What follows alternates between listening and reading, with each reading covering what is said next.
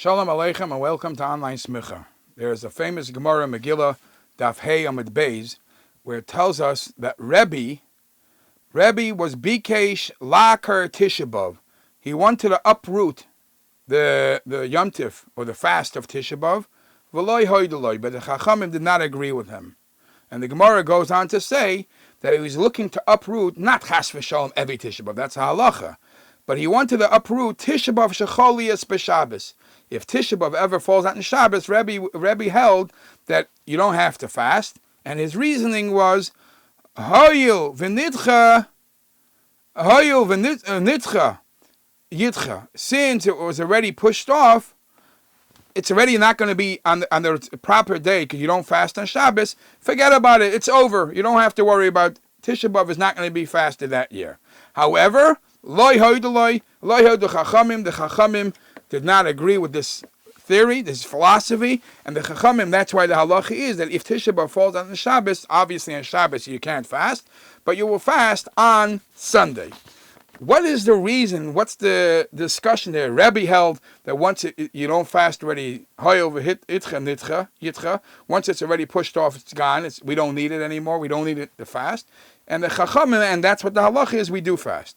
So some Chassidish Svarim say that Rebbe Bikesh Laker, he wanted to uproot all the tsaros of Tisha B'Av and Golus. He'd say, listen, we could overpower all that. When Tisha B'Av falls out in Shabbos, Tisha B'Av Shcholis v'Shabbos, the kedusha of Shabbos, by us showing that we accept Hashem as our king, even though it happens to be that this Shabbos Tisha B'Av falls out, nevertheless we show that we're freilach, we accept Shabbos the way we're supposed to, and we rely and we show great bitachon that the Eibishter will take charge and the Eibishter will bring us back to the very special times. That alone is a tremendous tainug l'mayla. So Rebbe wanted that Ben Yidden stay positive and stay besimcha. Hopefully that hisayrus of that Shabbos will push away the whole golus.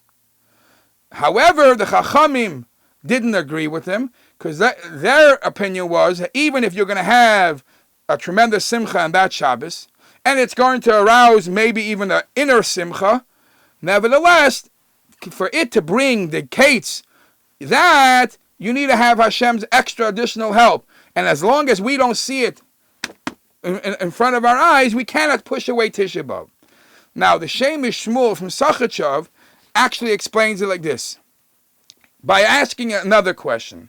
His question is, I don't understand, what is the point of commemorating suffering? When you're saying we're celebrating Pesach, we're celebrating Sukkot because Hashem performed a miracle and saved us and a salvation, Chanukah, Purim, okay, you're commemorating that, it arouses happiness, it does good to you. But what is the point to commemorate trouble? What is this all that we celebrating Tisha B'Av and etc.? And he says, the same as Shmuel says, because when a person commemorates the tsaros, and what's really happening is, why does Hashem, Rahman al-Atzlan, do a tzara? Because Hashem is cleaning things up. Actually, the tzara itself is to help you lead. It's a way to reach the higher level. Ultimately, every tzara is Hashem showing, I care about you.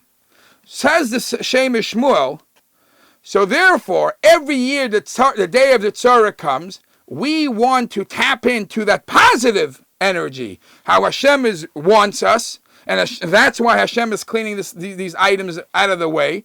So we have to make a keli to commemorate that ritzui, the desire that Hashem wants us. How do we make the keli? On the different fast days we fast to remember the tzara. However, on Shabbos, you would need that keli, because the Shabbos, Hashem himself is Mekadesh. So Rebbe held, once Hashem shows that he is Mekadesh to Shabbos, and Hashem shows that I am connected with you, you don't need any other commemoration. But the Chachamim don't agree. The Chachamim hold that because the whole ritzui, the whole specialty of Shabbos is through the Neshama Yisera, and once the Neshama Yisera leaves, you're back to square one. You're back to ground zero. Therefore, you still have to fast. That's how it's explained in the Mefarshim, the challenge between the dispute between Rebbe and the Chachamim. But there is a question that you may ask on this whole thing, and this question was asked by and discussed by the Bnei Menachem of Ger. And the question is, I don't understand. If Tisha B'Av falls out on Shabbos, then 3 weeks earlier, Shiva Asar B'Tammuz fell out on Shabbos. If that's true, why did Rebbe, because that's a 3-week period, the same day of the week of Shiva Asar B'Tammuz is Tisha B'Av. So why does the Gemara discuss that Rebbe wanted to uproot the Tisha B'Av Shechalias B'Shabbos? How about the fast earlier, Shiva Asar B'Tammuz? And the Leiv Simcha, I'm sorry, I said the B'nai Menachem, but it's the Leiv Simcha, one of the Ger Rebbes explained, there's a big difference between Shiva Asar B'Tammuz and Tisha B'Av. By Tisha B'Av, since the whole celebration of Tisha B'Av is all about Churban Beis HaMikdash, so if you are celebrating since by Tisha B'Av it's all about Churban Beis HaMikdash, whereas Shiva Asar B'Tammuz it's not about Churban Beis HaMikdash, it is about the fact that they were mevatel the carbon tamid, as you say in the Slichas, the different things that we are remembering on Shiva Asar B'Tammuz. One of the primary things is that the carbon tamid was stopped. What's the difference between the two? The carbon tamid you brought every single day, was brought every single day of the year. Shabbos, Yontif. So in other words, the carbon tamid was Daicha Shabbos, whereas Binyan Beis HaMikdash is not Daicha Shabbos. So if Binyan Beis HaMikdash is not Daicha Shabbos, Rabbi had a cheshbon like this.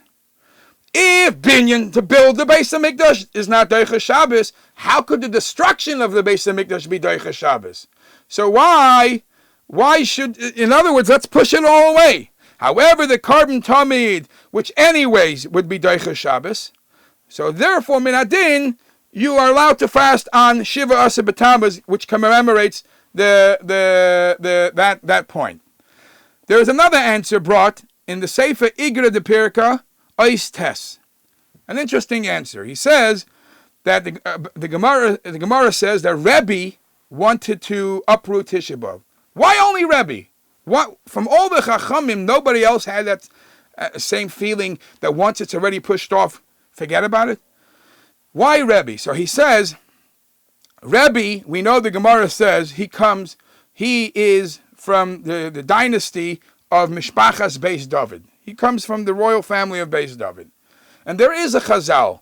The Chazal tell us, Echad mibnei ha-mishpacha shemeis, Rachman al-Tzlan, if a family member dies, the whole family, the close relatives, should be worried, because it's like the description which is mentioned. It's like a wall or like a building. You're taking out one brick, everything is not standing strong.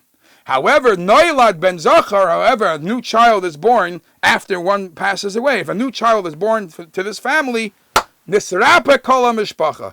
Don't worry anymore. The whole family is now healed. And you could be happy again. Nothing to be worried about. So since Rebbe is Beis David, Rebbe knows that Tisha B'Av Achar Chatzois, Mashiach was born. Is born. So Tisha B'Av Achar Chatzois, Rebbe feels what other Chachamim don't feel. Because since Rebbe is part of that family, Nisrapa Kol HaMishpacha, he feels that it's a time to enjoy, time to celebrate. So he says, Oibazoi, past already midday, Noilad Mashiach, and the Chazal tell Mashiach is born, which is part of my family. I feel it. What's the point of now celebrating or commemorating Tisha B'Av? Whereas the other Chachamim are not part of the royal family, they didn't have that feeling of the Mashiach being born, so they felt that maybe you should still, even though it was pushed off, you fast on Sunday.